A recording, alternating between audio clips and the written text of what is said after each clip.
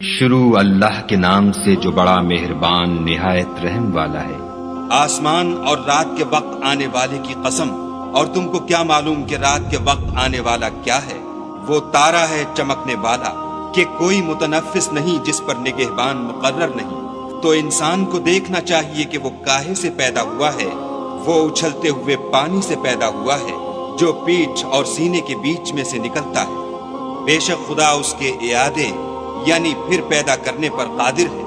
جس دن دلوں کے بھید جانچے جائیں گے تو انسان کی کچھ پیش نہ چل سکے گی اور نہ کوئی اس کا مددگار ہوگا۔